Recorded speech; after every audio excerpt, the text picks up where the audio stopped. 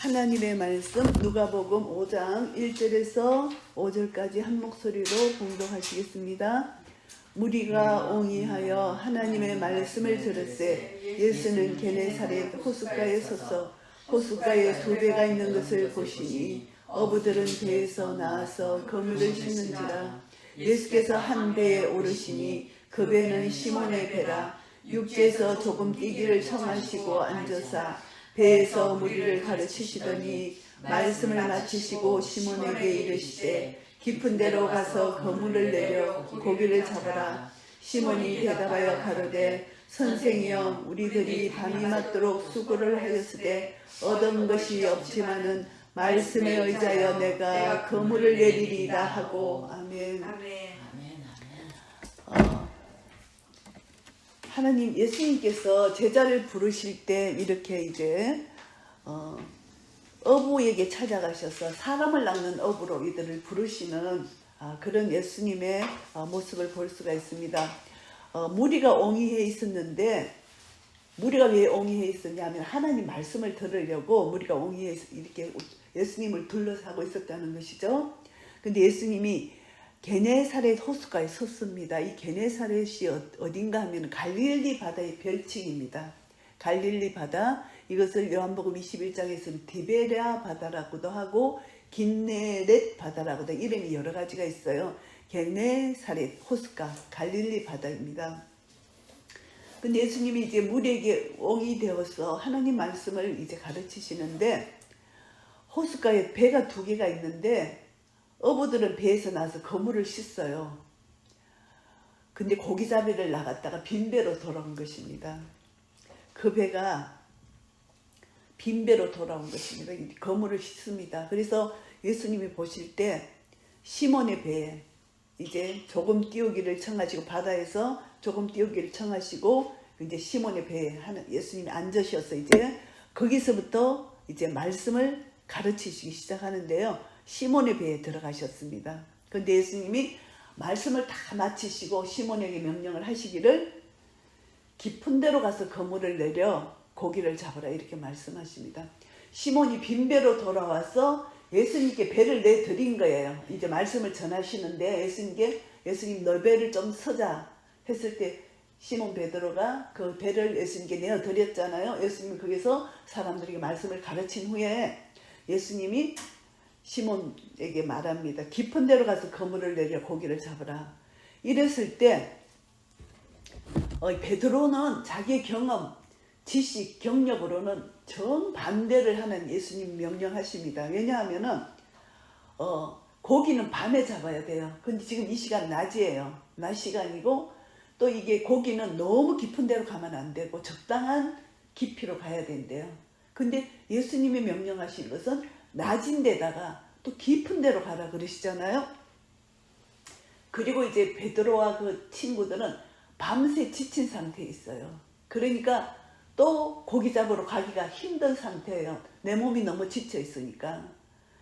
이런 모든 악조건을 갖췄는데도 불구하고 예수님이 말씀하시니까 명령하시니까 깊은 데로 가서 그물을 내려 고기를 잡아라 이렇게 명령하시니까 시몬이 말합니다. 선생이여. 이때는 예수님을 주라고 몰랐어요. 선생이여 이렇게 부릅니다. 우리들이 밤이 맞도록 수고를 하였으되 인간이 수고는 헛사죠. 인간이 수고는 헛사입니다. 얻은 것이 없지만은 말씀에 의지하여 내가 그물을 내리리이다 하고 말씀에 의지한다는 것은 내 힘으로 아니고 하나님이 하신다는 것을 여기서 전제합니다. 하나님을 의지하여 그물을 내리리이다. 그래서 말씀을 의지할 때 우리에게 일어나는 역사들이 굉장히 많아요. 그래서 예수님이 베드로를 사람을 낚는 어부로 부르셨잖아요. 복음의 일꾼은 말씀을 떠나면 복음의 일꾼이 될 수가 없어요. 말씀을 의지하는 자만이 복음의 일꾼으로 쓰임을 받을 수가 있는데 우리가 이제 창세기부터 계시록까지 쭉 보시면은 수많은 인류가 탄생했잖아요. 근데 원복음 창세기 3장 15절에 여자 후손과 뱀의 후손이 나오잖아요. 영적 전쟁이에요. 계속 그때부터 우리 주님의 재림까지 영적 전쟁인데 영적 전쟁에서 우리가 승리를 해야 되잖아요. 그래서 예수님이 우리에게 승리 비결을 가르쳐 주셨는데 이 승리 비결은 말씀을 의지하지 않고는 절대 승리할 수 없다는 것입니다. 승리 비결을 가르쳐 주셨는데 이 말씀 속에서 우리가 예수님을 나의 구주로 영접했잖아요. 구약에는 예수의 피가 없었지만 구약의 사람들도 하나님 말씀을 의지하여 믿고 순종했을 때 하나님 놀라운 역사가 일어났잖아요. 신약의 우리들은 예수님의 피를 의지할 때 놀라운 역사가 일어나는데 이제 전쟁의 마지막이 계시록이 너무 치열하게 전쟁이 마지막에 나타나는데 사단이 이제 주님 재림이 직전에 완전히 마지막 발악을 하는 것이 사단의 정체잖아요. 그런데 우리가 영적 전쟁에서 승리하는 비결은 딱 세 가지를 계시록에서 말씀해 주셨어요. 베드로도 말씀에 의지하여 거물을 내리는 것도 일종의 영적 전쟁이에요. 나와의 영적 전쟁, 내 속에서 내 자아의 영적 전쟁, 그리고 환경 속에서 일어나는 영적 전쟁. 이것은 쉬운 전쟁일 수도 있고 각자의 믿음의 분량 따라 어려운 전쟁일 수도 있어요. 불순종할 수도 있고 순종할 수도 있는 전쟁이잖아요. 그런데 우리가 영적 전쟁에서 하나님께서 이 계시록 말씀에서 우리에게 가르쳐 주신 말씀 속에 세 가지를 꼭 기억해야 돼요. 요한계시록 12장 11절 말씀해 보시면은 또 여러 형제가 어린 양의 피와 자기의 증거하는 말을 인하여 저를 이기었으니 그들은 죽기까지 자기 생명을 아끼지 아니하였도다. 결국은 온 세상을 깨는 사단이 땅으로 내어 쫓겨서 사단이 이제 하나님의 사람들을, 하나님의 백성들을 유혹을 하는데, 영적 전쟁을 치르는데 어떻게 우리는 해야 되느냐. 11절 요한복음 12장 11절 말씀을 끝까지 붙들어야 되는데 우리 믿음의 선진들이 어린 양의 피입니다. 그래서 우리가요 영적 전쟁을 치를 때 예수님의 보혈은 사탄이 한 길로 왔다 일곱 길로 달아나는 역사가 있어요. 그래서 예수님 보혈을 항상 영적 전쟁에서 예수님 보혈을 의지해야 돼요. 나의 죄도 예수님 보혈로 덮고 우리 이웃의 죄도 예수님 보혈로 덮고 영적 전쟁을 치를 때 피가 뿌려지는 곳마다 사탄이 얼씬을 못하는 거예요. 이것을 내가 믿는 믿음 안에서 선포하고 믿음 안에서 내가 이것을 그대로 기도할 때 이 역사가 일어납니다. 어린 양의 피, 우리 영적 전쟁의 승리의 비결 첫째가 어린 양의 피라는 것. 6월절 이스라엘이 출애굽할 때 어린 양의 피가 발린 곳에는 사단이 죽음의 사단의 권세가 다 피해 갔잖아요. 그래서 우리는 사단을 이기는 도구, 무기는 어린 양의 피다. 이것을 꼭 기억하셔야 되고, 두 번째는 자기의 증거하는 말이라는 것입니다. 내가 내 입술로 하나님은 나의 구세주시다. 어린 양의 보혈이 나를 구원해 주셨다. 나의 정체성, 내가 나를 하나님을 내가 증거한 증인이 돼야 돼요. 그러니까 내 신앙 고백이라는 거죠. 나의 신앙 고백이 없을 때는 사단이 나를 밀가루를 가지고 놀아요. 그런데 나는 확실한 하나님의 자녀다. 예수님 보혈로 나는 구원함을 얻었다. 확실한 나의 신앙 고백이 있을 때만 이 영적 전쟁을 치를 수가 있어요.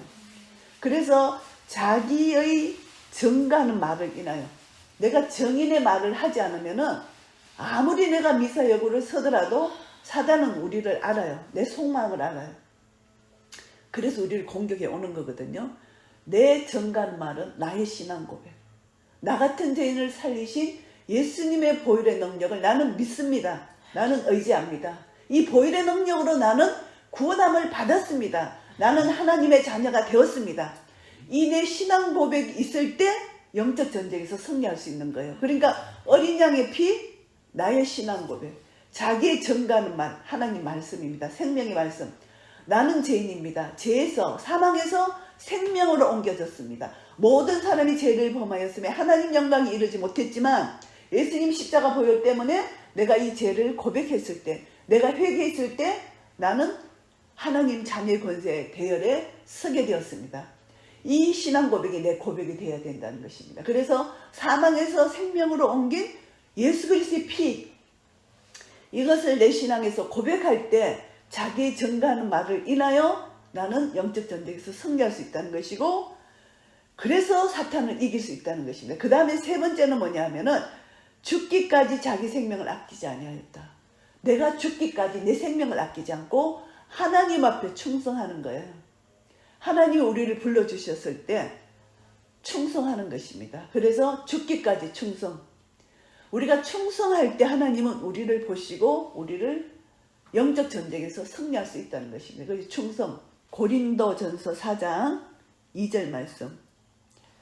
맡은 자들에게 구할 것은 충성이니라. 이 맡은 자가 뭐냐 하면은 그리스도의 비밀을 맡은 자예요. 이 그리스도의 비밀을 맡은 자는 그리스도의 일꾼입니다. 그래서 그리스도의 일꾼은 그리스도의 비밀을 맡은 자고, 이 그리스도의 비밀을 맡은 자에게 하나님이 구하는 것은 충성이다. 그래서 우리 한 사람 한 사람을 그리스도의 비밀을 우리에게 맡겨주신 거예요. 이것은 비밀이에요. 복음은 비밀이에요. 아무에게나 이 비밀이 열려지는 것이 아니에요. 이것을 우리가 믿음으로 내 죄를 회개하고 고백할 때 이 비밀이 계시가 열려지는 거예요. 그래서 우리 기독교는 계시의 종교예요. 가려진 것이 내가 믿음으로 고백할 때 성령님께서 이 가려진 커튼을 활짝 열어주시면서 계시가 열리는 거예요. 그래서 이 성경 말씀에 계시가 열려서 우리가 이 말씀을 깨달을 수 있게 되는 것입니다. 그런데 이 베드로가 예수님이 말씀하셨는데 이 계시가 열어진 거예요. 마음에 감동이 온 거예요. 주님 말씀에 의지하여 그물을 내리리이다. 말씀에 의지하여 그물을 내렸는데, 계시록에 또 한 가지 말씀을 보시면 우리가 영적 전쟁할 때 우리가 어떤 자세를 가져야 되나 하면은 계시록 14장 12절 말씀 보시면은 성도의 인내가 여기 있다. 우리가요 신앙생활을 할 때 인내가 없으면요 승리할 수가 없다는 겁니다. 그래서 성도의 인내, 우리가 계시록 13장에서 이제 666 숫자가 나오고 막 이렇게 나오잖아요. 끝까지 영적 전쟁을 우상 숭배하지 않고 이제 영적 전쟁을 치르는데, 표를 그 이름의 표를 받는 자는 누구든지 밤낮 쉼을 얻지 못한다. 이 표를 받는 자는 짐승과 그의 우상에게 경배하는 자라는 거죠. 그런데 그것을 하지 않는 사람은 여기서 성도의 인내라고 표현을 합니다. 그래서 내가 인내를 가졌느냐.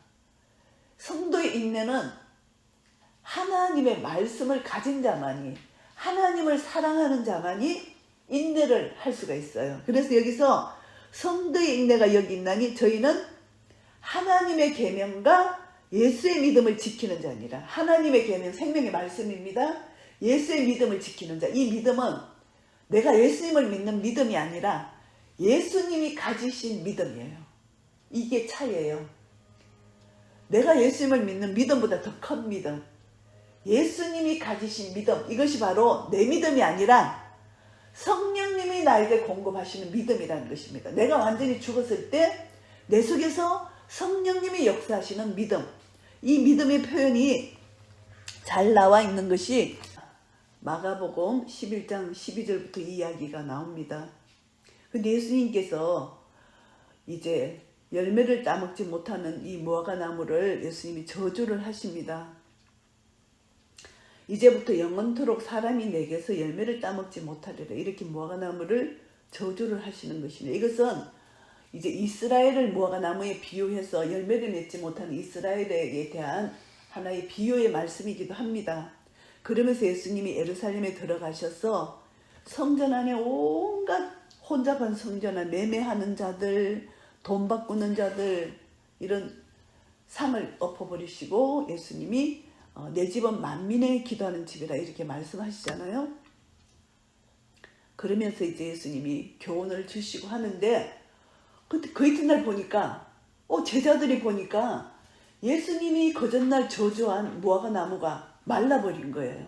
그러니까 제자가 놀라가지고 베드로가 생각이 나서 예수님께 여쭙는 말씀입니다. 라비어 보소서, 저주하신 무화과 나무가 말랐나이다. 놀라가지고 베드로가 말을 하니까 예수님께서 말씀하십니다. 마가복음 11장 22절 말씀. 예수님께서 대답하여 저에게 이르시되 하나님을 믿으라.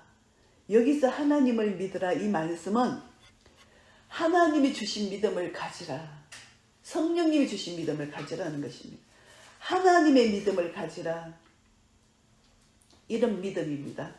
예수 그리스도의 믿음, 하나님의 믿음. 하나님께서 천지를 창조하셨을 때 말씀으로 창조하셨잖아요. 그래서 하나님은 믿음으로 말씀을 선포하신 것입니다. 그랬을 때 말씀이 그대로 이루어진 것입니다. 그래서 여기서 하나님을 믿으라 했을 때는 하나님의 믿음을 가지라. 성령께서 나에게 주신 믿음을 가지라는 것입니다. 내 믿음이 아니라 성령님이 나에게 믿음을 주시면 나는 죽었기 때문에 내 속에서 역사하시는 분은 성령님입니다. 그래서 성령님이 주시는 믿음을 가지라는 이런 것입니다. 그러니까 이 믿음 마지막 때는요. 내가 믿음을 지키는데 내 믿음이 아니라는 것입니다.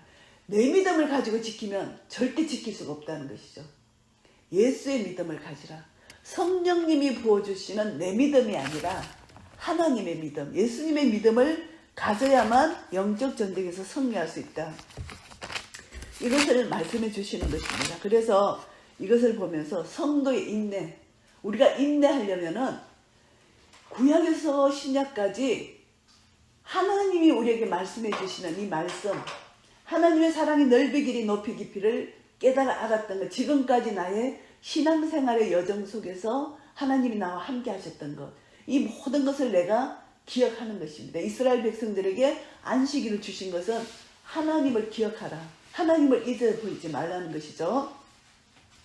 이것처럼 우리에게도 신앙의 훈련 연단을 지금까지 시키셨잖아요.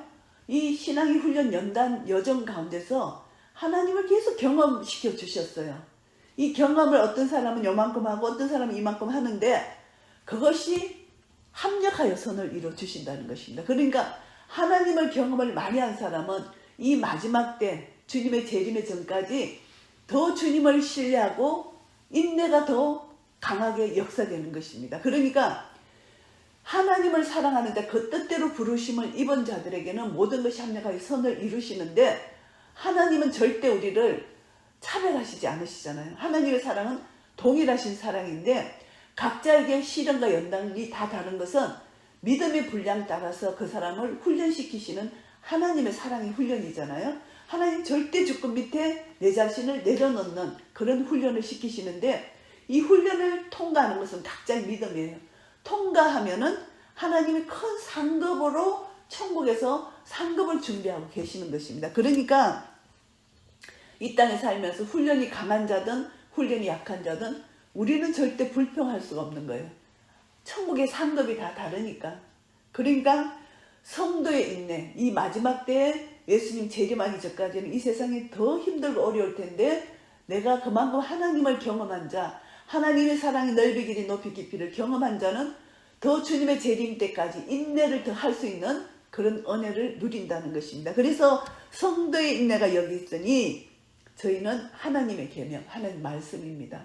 이 말씀은 살았고 운동력이 있어서 우리 홍가영과 간절과 골수를 찔러 쪼개는데 이 말씀의 능력이 없이는 우린 절대 이길 수가 없다는 것입니다. 말씀으로만 사단을 이길 수 있는 것이죠. 내가 말씀을 선포할 때 사단이 한 길로 왔다 일곱 길로 달아나는 말씀의 능력이 내 속에 역사된다는 것입니다. 그러니까 말씀의 능력, 그러니까 이 다윗이 물맷돌 5개로 골리앗을 하나만 딱 쳤을 때 골리앗이 죽었잖아요.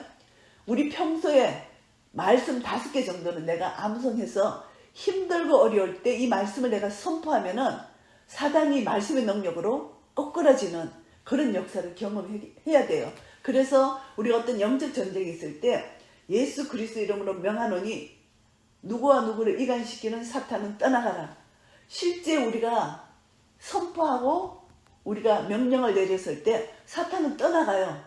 이것이 우리의 믿음이고 하나님 말씀이 그대로 우리에게 예수 이름의 권세를 우리에게 주셨다는 것을 믿는 믿음이 내 속에 있기 때문에 믿음의 선포는 죽은 자를 살리시는 주님의 능력을 힘입을 수 있다는 것입니다.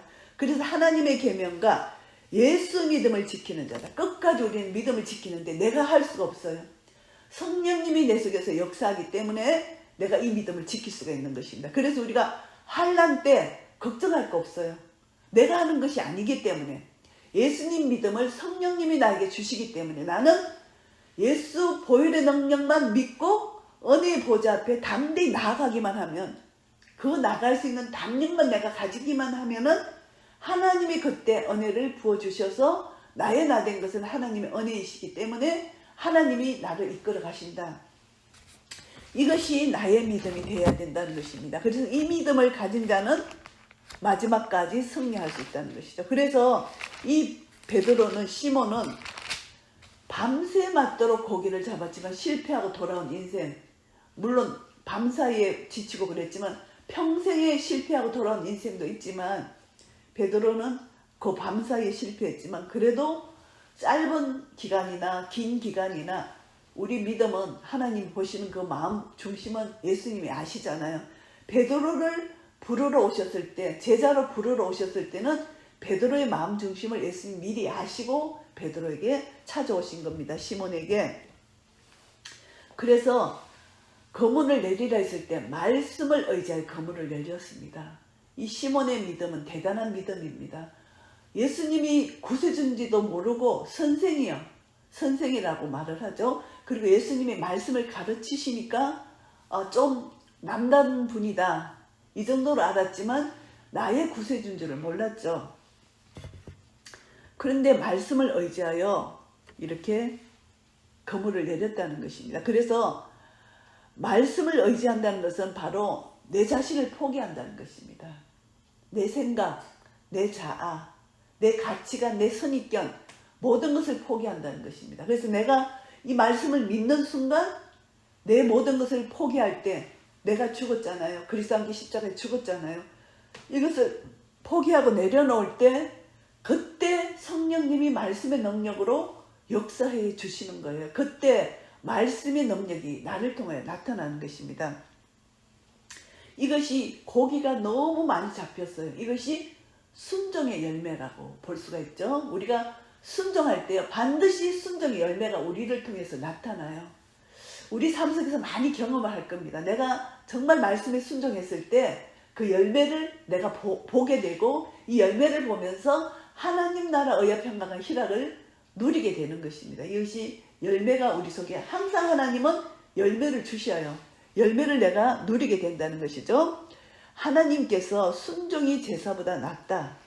사무엘상 15장 22절 말씀을 통하여, 구약을 통하여 우리에게 말씀해 주셨습니다. 이 사울이 너무나 교만했잖아요. 사울이 너무 교만했을 때 하나님은 사무엘 선지자를 통해서 사울을 책망하십니다. 사울을 책망하시면서 순종이 얼마나 중요한 것인 것을 가르쳐 주시는 것입니다. 사무엘상 15장 19절 제가 한번 보시면, 어찌하여 왕이 여호와의 목소리를 청종치 아니하고 탈취하기에만 급하여 여호와의 악하게 여기시는 것을 행하였나이까. 탐심입니다. 아멜렉과의 전쟁에서 다 진멸하고 죽이려 했는데 사울이 아각 왕을 죽이지 않았습니다. 그리고 양과 소, 가장 좋은 것, 기름진 것, 어린 양과 모든 좋은 것을 남겼습니다. 진멸하지 않았습니다. 그리고 가치 없는 것, 이런 것만 진멸을 한 거예요.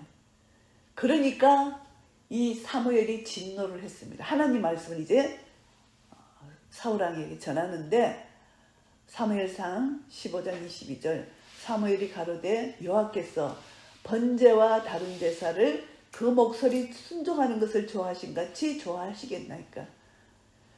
순종이 제사보다 낫고 듣는 것이 순양의 기름보다 나으니, 순종이 제사보다 낫다는 것을 강조하는 것입니다. 그리고 23절 말씀해 보시면은, 이는 거역하는 것은 사술의 죄와 같다. 말씀 불순종하는 것은 사악한 술수, 사탄의 술수죠.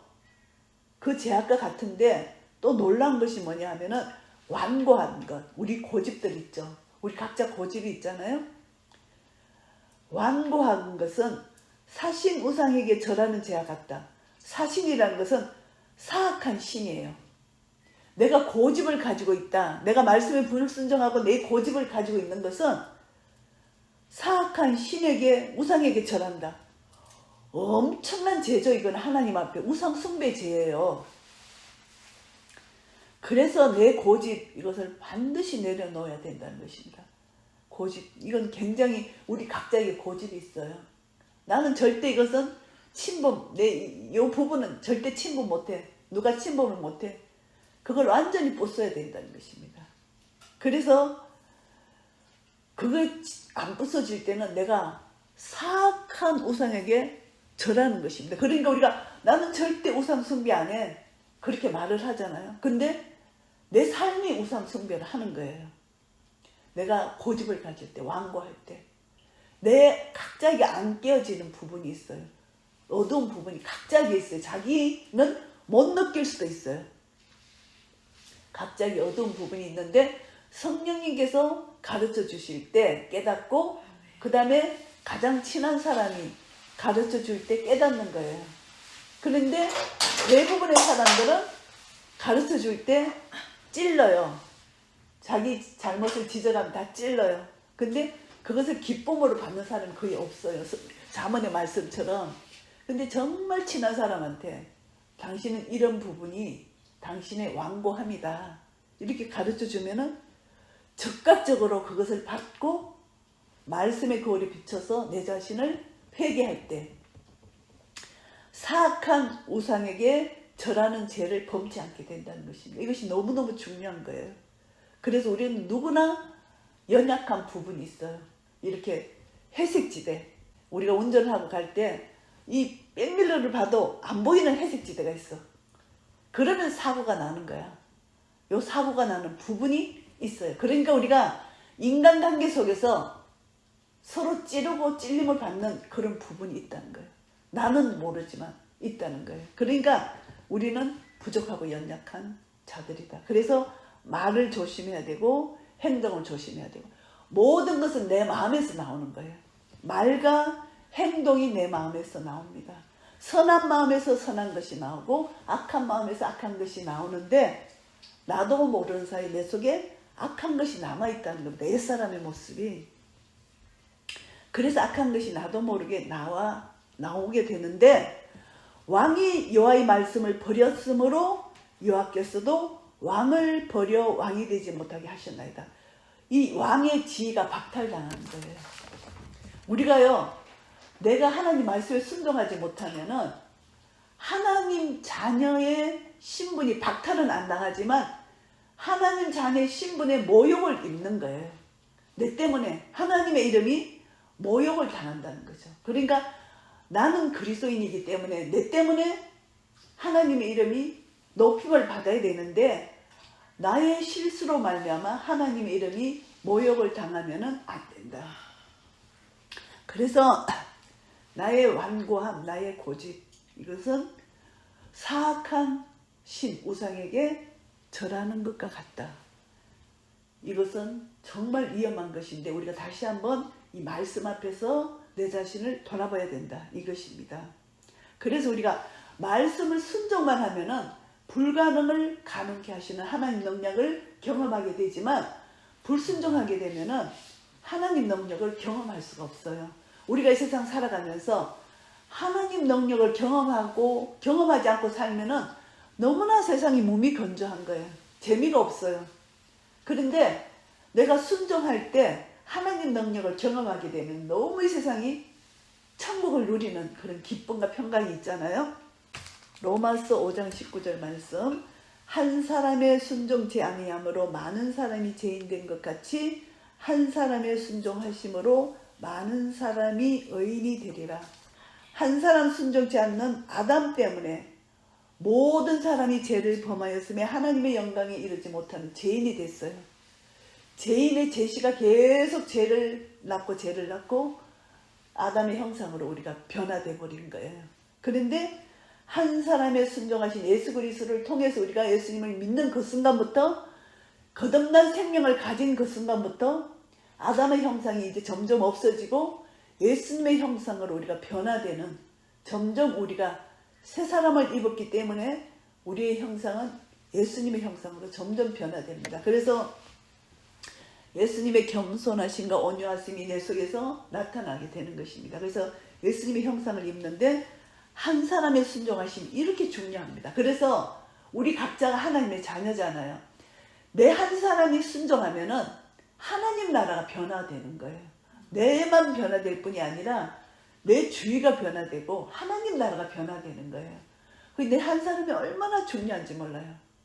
내 한 사람이 아무것도 아닌 것이 아니라 내 한 사람이 변화되면 영적으로 진동이 되는 거예요. 우리가 돌멩이를 물에 던지면 그게 파장이 일어나듯이 내 한 사람이 순종하면요, 내 안에서 예수님의 형상이 나타나고 내 가정이 주위에서 이렇게 진동이 일어나는 거예요. 그래서 내 한 사람이 빛이고 소금이다. 너무너무 중요한 거예요. 그래서 이제 이런 하나님 능력을 이제 시몬이 경험을 하게 된 거예요. 그러니까 순종했으니까 순종의 열매가 거물이 찢어질 정도로 고기가 많이 잡힌 거예요. 이거는 하나님의 능력이 아니고는 있을 수 없는 일이잖아요. 제가 저기 어디 카리브해 이제 그 크루즈를 여행을 갔던 적이 있어요. 그런데 거기서 잠수함을 타고 바다 밑을 가는 그 옵션이 있어요. 그걸 가봤는데 바다 밑이요, 고기들이 떼를 지어서 같이 다녀요. 떼를 지어서 그 무리를 지어서 가더라고요. 근데 이제 그 한두 마리는 이탈한 그런 고기도 있더라고요. 무리가 떼를 지어서 이렇게 바위 곁으로 이렇게 가는데 예수님은 바다 밑을 다 보시는 거예요. 무리가 떼를 지어서 어디에 있다는 것을 예수님은 다 보시는 거예요. 그러니까 거기에 거물을 던져라 하시는 거예요.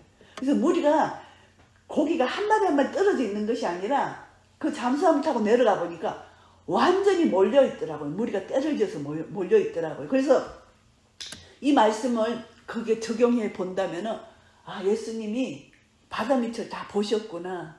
그리고 예수님의 명령에서 바다 밑에 고기에 모여라 명령하면 고기가 그걸로 다 모이는 거예요. 그래서 거물을 내리니까 그 자리에 고기가 다 몰렸다는 거예요. 이것은 하나님의 능력이 여기서 나타나는 것입니다. 그래서 예수님이 말씀하십니다.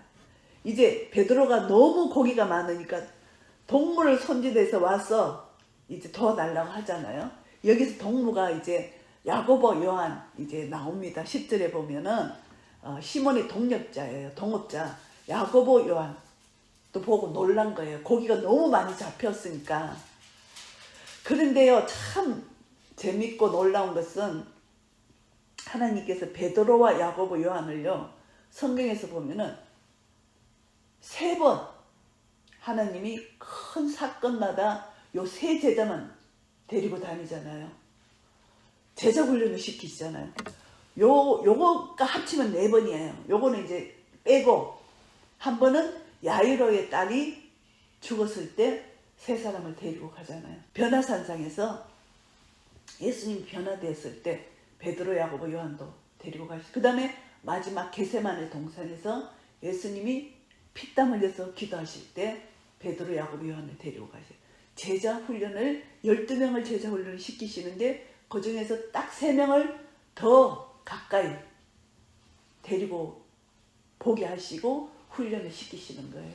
그래서 베드로가 정말 수제자가 됐잖아. 이 반석의 교회를 세우리니 엄부의 건세가 이기지 못한다. 베드로에게 하나님이 말씀하시기를, 예수님이 말씀하시기를, 시몬아, 이것을 알게 하신 이는 하나님이시다. 시몬이라는 이름을 베드로라고 지어준 것은 요한복음에서 앞으로 너 이름을 베드로라 하리라 지어주셨지만, 이 베드로라는 이름을 여기서 누가복음 5장 8절에서 시몬 베드로라는 이름이 나와요. 시몬이라고 했는데 여기서 2번 시몬과 베드로라는 이름이 동시에 나와요.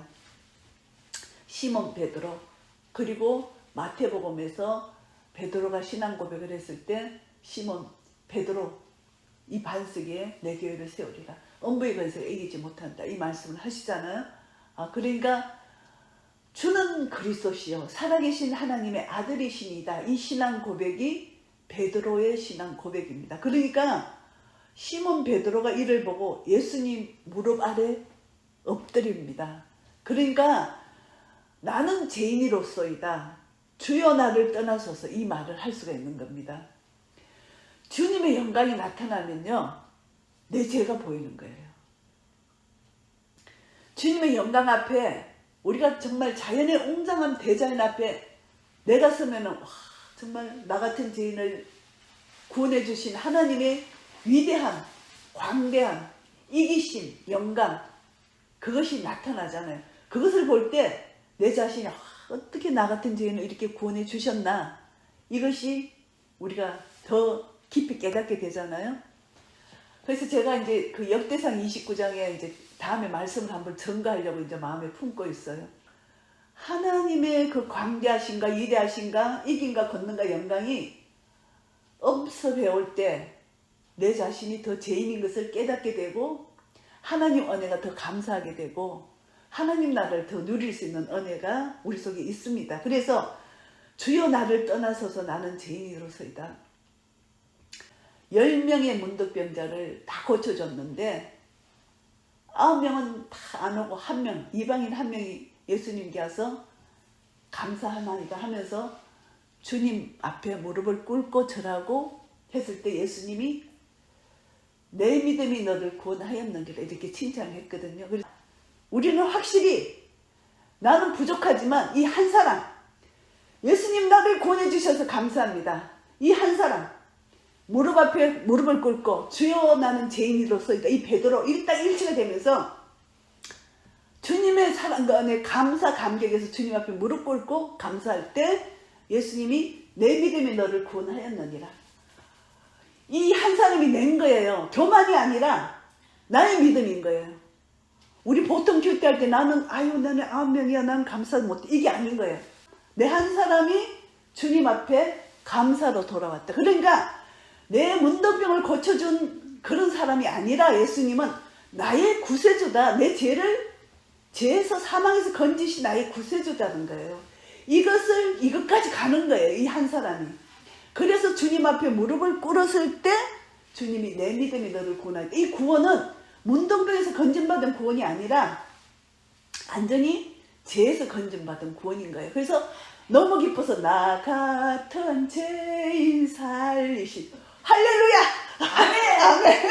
얼마나 감사한지 이 말씀 한 말씀에서 그 문둥병자가 낸 거야. 그러니까 감사해서 막 나 같은 죄인의 찬송이 나오는 거예요. 이게 말씀의 능력이 내게 역사되는 거. 너무너무 감사한 거예요. 그래서 이번 주일날 너무 내가 은혜를 받고 이 말씀을 준비하는데 그냥 연결이 되는 거예요. 주여 나는 죄인으로서이다. 그 10명의 문둥병자 중에 1명이 내 죄인으로서이다. 주여 나를 보내주셔서 감사합니다. 얼마나 감사한지. 내가 어린 양의 피로 구원함을 받았다. 이것보다 더 값지고 감사한 게 없는 거예요.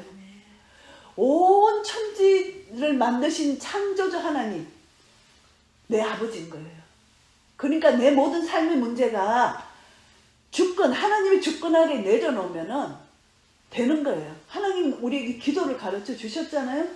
기도로 나아갑니다. 선포기도, 대적기도 나아갑니다. 믿음의 기도를 하면 되고 하나님은 내 기도를 들으신다. 내가 아버지 앞에 아버지 나는 죄인입니다. 아버지 불쌍히 여겨 주시옵소서. 아버지 자녀인데 얼마나 우리를 사랑하시겠어요. 죄인으로서이다. 주여 나를 떠나소서. 이것이 나의 겸손, 나의 온유, 이 마음을 가지고 아버지 앞에만 나아가면은 아버지는 우리를 기뻐 받으신다는 것입니다. 그래서 이제 시몬 동업자 야고보 요한도 놀랐어요. 함께 놀랐어요. 근데 예수님께서 시몬에게 말씀하십니다. 무서워 말라. 왜 무서워합니까? 우리가 왜 무서워해요? 왜 두려워해요? 하나님의 영광을 보는 자는 두려워하고 무서워할 수밖에 없는 거예요. 왜? 내가 죄인이니까. 죄인은요 하나님 영광 앞에 두려워요. 그리고 하나님 정말 그 영광, 번개가 치고 천둥이 일어날 때, 지진이 일어날 때 이 하나님 영광이 드러나는 거거든요. 우리가 영적으로 보면은 우리 죄인은 무서워 떠는 거예요. 정말 우리가 믿음의 고백은 야 하나님 영광이 나타났다. 천둥 번개 두렵지 않는 거예요. 지진이 났다. 하나님의 역사인 거예요. 지진이 나타나 사람이 죽어도 하나님의 역사인 거예요. 모든 것이 하나님 천지를 운행하시는 하나님의 주권이 이 우주 속에서 나타날 때 하나님을 찬양해야 된다는 거예요. 즉각적으로. 하나님 위대하십니다. 하나님은 정말 광대하십니다. 이 찬양이 나도 모르게 나오는데 어머나 무서워, 어머나 무서워. 이것은 나의 믿음의 연약함이고 내 죄인인 고백이죠. 물론 처음에는 그렇게 나타나죠. 인간이니까. 우리 지진 몇 번 경험했잖아요. 여기서 경험했을 때 저는 제일 먼저 반응, 다림질 하고 있는데 세네토스 살 때 지진이 막 일어났어요. 그래서 주여 용서해 주시옵소서. 이 기도가 제일 먼저 나온 거예요. 주여 죄인입니다. 용서해 주시옵소서. 이 기도가 먼저 나오더라고요. 그렇게 지진 앞에서 이 베드로도 마찬가지 무서워한다, 두려워한다. 내가 죄인이라는 뜻이에요. 그런데 하나님은 우리 죄를 용서해 주셨잖아요. 그리고 무엇을 맡기냐 보시면은 시몬 베드로에게 이제후로는 내가 사람을 취하리라. 사람을 취하는 어부가 되게, 사람을 잡는 어부가 되게 해 주셨다는 것입니다. 그러니까 메시아라는 것이 여기서 선포되고 증거된 거잖아요. 그러니까 이제 저희가 베드로를 육지에 대고 모든 것을 버려두고 예수를 쫓으니라. 예수님의 제자가 된 거예요. 모든 것을 버려두고 예수님을 쫓았어요. 그 사마리아 여인도 양동이를 버려두고 세상에 쫓아가서 내가 구세주를 봤다 막 전도를 하잖아요. 전도는요 저절로 되는 거예요. 내가 전도해야지 이게 아니라 이 속에서 저절로 되는 거예요. 저절로 전도가 되는 거예요. 내 입에서 그냥 되는 거예요. 1년 전에 동부에 그 단풍 구경을 갔어요. 여행사를 통해서 갔는데 그때 마침 MIT 학교를 구경시켜 주더라고요. 여행사에서. MIT 강의실에 딱 들어갔어요. 강의실에 갔는데 그 가이드가 아무나 여기 나와서 하고 싶은 말을 하래요. 근데 아무도 안 나가는 거야. 내가 손을 딱 들었지. 내보고 나오래. 딱 나가죠. 저는 예수님을 믿습니다. 우리가 이렇게 아름다운 단풍을 봤지만 천국은 더 아름답습니다. 예수님 믿고 구원받으세요. 복음을 전한 거예요. MIT에서 복음을 전한 거예요. MIT 강의실에서. 할렐루야. 하나님 기회를 주신 거예요. 그래서 너무너무 감사한 거예요. 그 여행이 얼마나 감사해요. 어떻게 그 가이드가 그 사람들 몇십 명 앞에 나와서 할 말 있어라 하라. 그 좋은 기회에 왜 전도를 안 해? 전도를 하게 해주신 거예요. 이것이 내가 아니고 내 안에 계신 예수님이 복음을 전하게 해주신 거예요. 그래서 사람을 낚는 업으로 만들어 주시고 불러 주셨다는 것입니다. 그래서 우리가 이제 이 말씀을 정리하겠습니다. 예수님께 우리가 하나 연합이 되면은 내 옛사람의 모습은 있지만 순간순간 예수님의 능력과 예수님의 은혜와 예수님의 성품이 나를 통하여 나타나게 돼요. 그렇게 될 때 하나님은 영광을 받으신다는 것이죠. 근데 이제 밤새 이 고기를 자기를 했는데 내 생각, 내 가치관, 내 선이니까 내려놓지 않으면 하나님 영광을 볼 수가 없어요. 그런데 베드로는, 시몬은 자기 모든 것을 내려놓고 포기하고 예수님 말씀을 그대로 믿고 순종했을 때, 오늘 키포인트가 말씀을 믿고 순종하는 겁니다. 말씀을 의지하여. 말씀을 의지해야 된다는 오늘 키포인트예요. 내가 말씀을 의지할 때 말씀은 살았고 운동력이 있기 때문에 내 혼각, 영각, 관절과 골수를 찔러 쪼개요. 그러면 말씀을 의지해서 순종만 하면은 말씀의 능력이 나를 통해 나타난다는 것입니다. 이것을 내 삶 속에서 날마다 경험해야 돼요. 말씀이 내 속에서 역사되면은 그 순종의 열매는 거물이 찢어질 정도로 고기가 잡히는 그런 열매를 하나님 주신다는 것입니다. 순종하면요, 하나님은 절대 우리를 그냥 내버려 두시지 않으세요. 반드시 순종의 열매를 주시는데 내가 알지 못하는 수많은 열매들이 있어요. 우리 수많은 위험에서요, 내가 알지 못하지만 위험에서 하나님 우리를 천군천사 동문에 지키시고 보여주시는 거 나는 다 알지를 못해요. 근데 그런 것이 너무나 많아요. LA 그 맨하탄에서 술을 한 잔 마시고 이제 그 출장 온 한국 사람 호텔에 일다 주고 집에 오는데 잔 거야. 이렇게 이게 프레이가 이렇게 엑시시 그때부터 정신이 잔 거야. 운전하셔서? 운전하면서. 근데 프레이가 그 이튿날 우리가 가봤어. 이렇게 큰 이게 교각이 있는데 그 밑을 돌아가지고 이렇게 하는 거예요. 너무너무 위험한 거거든. 삥 돌려서. 근데 운전을 하는데 뭐가 덜컹 하는데 천사가 확 나가더래. 한 40년 전에 믿음이 초신자였대요. 뭐가 푹 나가더래. 그 눈을 떠보니까 완전히 죽음 직전에 그 턱에 걸려갖고 깬 거예요. 그래갖고 집에 오면서 이제 막 자기가 죽었으면은 처자식을 제일 먼저 생각이 나더래요. 그래서 막 울면서 온 거예요. 그래갖고요, 우린 참 둘 다 순진해. 한 12시쯤 돌았어. 근데 이제 그때 우리가 하우스 살았거든, 유저지. 그래가 둘이 이제 하나님께 감사드리면서 내가 피아노 반주에 앉았어. 그래가지고 막 울면서 둘이가 나 같은 죄인 살리시, 이것을 내가 피아노 치면서 불렀다니까. 그래서 우리가 이 말씀 순종, 하나님 앞에 내가 죄인이라는 거 고백하고 순종하면은, 그렇게 그런 우리가 순종은 조금밖에 안 했지만 하나님은 그런 위험 가운데서도 우리를 건지시고 살려주신다는 것이, 그것이 우리의 사명이 아직도 남아있기 때문에 하나님 우리를 살려주신다는 것입니다. 그래서 우리가 이 땅에 사는 동안 수많은 일들이 우리에게 있지만 우리의 자세는 나의 태도는 주여 나를 떠나소서 나는 죄인이로소이다. 나를 불쌍히 여겨 주시옵소서. 나 같은 죄인에게 이런 은혜를 주시는 하나님 아버지 감사합니다. 주님께 더 안기고 주님의 사랑 넓이 깊이 높이 깊이 점점 깨달아 알아서 주님 감사합니다. 주님 찬양합니다. 이제 입술만 열면 우리는 감사합니다. 주님 찬양합니다. 어떻게 나 같은 죄인을 이렇게 사랑해 주시나이까? 이것밖에 없는 거예요. 그리고 나에게 주신 사명, 하나님 내가 오늘 또 무엇을 하면 하나님 기뻐 받으시겠나이까? 이렇게 여쭙고 나의 삶을 통해서 하나님께 드릴 때 우리가 이제 말씀 나눈 거, 이제 마지막 주님의 재림이 가까이 올 때 이 세상은 점점점 어두워갈 겁니다. 그때 우리는 계시록 12장 11절 말씀 우리는 기억해야 됩니다. 어린 양의 피, 우리 전쟁에서, 영적 전쟁에서 이길 무기는 어린 양의 피, 영적 전쟁이 반드시 있기 때문에 어린 양의 피, 지금도 마찬가지고 앞으로도 점점점 영적 전쟁, 어린 양의 피, 자기의 정가하는 말, 어린 양의 피로 나는 구원함을 받았다. 내 신앙 고백이, 이 너무너무 중요합니다. 내 신앙 고백 위에, 이 반석 위에 교회를 세우잖아요. 내 신앙 고백이 너무너무 중요합니다. 그 다음에 죽기까지 복종한 것, 내 생명을 죽기까지 아끼지 않았다.